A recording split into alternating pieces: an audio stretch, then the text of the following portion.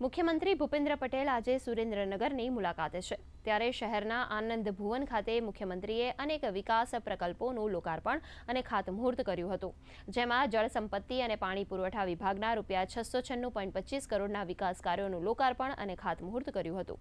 આ પ્રસંગે મુખ્યમંત્રીએ કહ્યું કે સુજલામ સુફલામ યોજના અંતર્ગત હવે છેવાડાના ગામ સુધી પાણી પહોંચ્યું છે।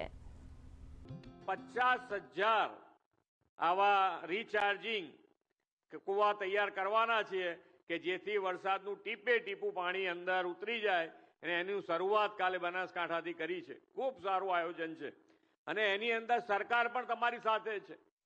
દરેક ધારાસભ્યને આના માટે થઈ અને 50 લાખ રૂપિયા આપ્યા છે કે એની અંદર જ વાપરવાના છે। જળ સંચયમાં વાપરો, તમારે જ્યાં વાપરવા હોય એટલે તમારા જે ખેતર હોય એની અંદર તમારે બનાવવું હોય તો અહીંયાથી તમને કલેક્ટર શ્રી અને ધારાસભ્ય શ્રી અને અમારું પાર્ટીના બધા ભેગા થઈને ગોઠવણ કરી આપે તો તમારા ત્યાં તમારું પાણી, તમારા જ ખેતરનું પાણી એક ટીપું બહાર ના જાય એની વ્યવસ્થા થઈ શકે એવું છે।